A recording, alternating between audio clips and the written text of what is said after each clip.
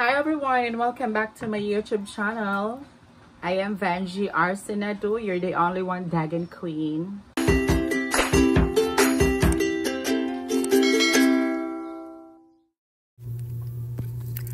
Tayo po ulit ay magbabahagi ng another gabay ang mabisang ginagawa tuwing sasapit ang bagong taon.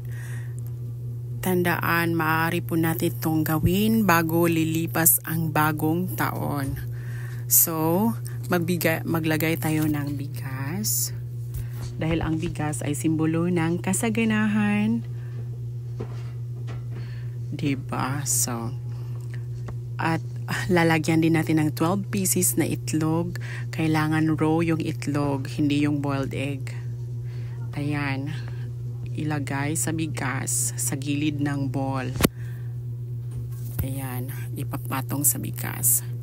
And then, maglagay din tayo ng 12 pieces na barya or depende sa inyo, tag-piso or tag 20. Yung komportable kayo. Tapos, kailangan ibabad yan sa tubig ng may asin bago siya ilagay sa bigas at sa paligid ng egg at bigas. Ayan.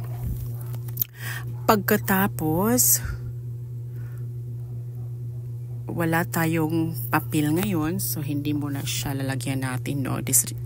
Muna natin, skip muna natin yan, pero sige lang, mamaya lalagyan natin yan.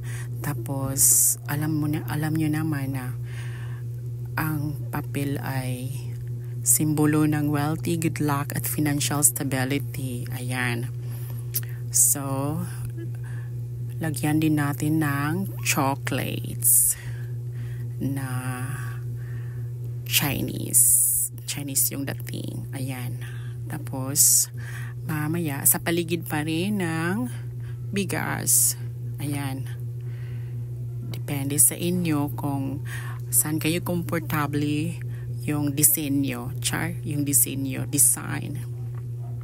Ayan.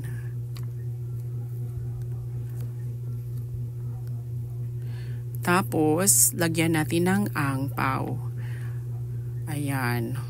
O, diba? 165 yan. Para naman,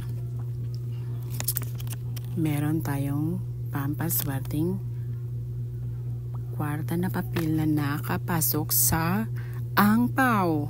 Ayan. Laban lang mga kapatid. And lagyan natin ng orange kasi ang orange ay simbolo ng prosperity, abundance, and success, health, and good luck. Tapos lagyan ng dahon ng laurel. Dahil ang dahon na laurel ay simbolo ng pera.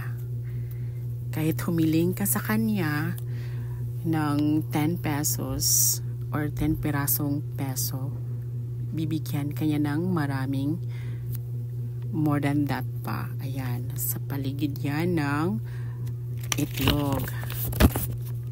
Ayan. Tapos, i-display mo yan. Tapos mo bago mo siya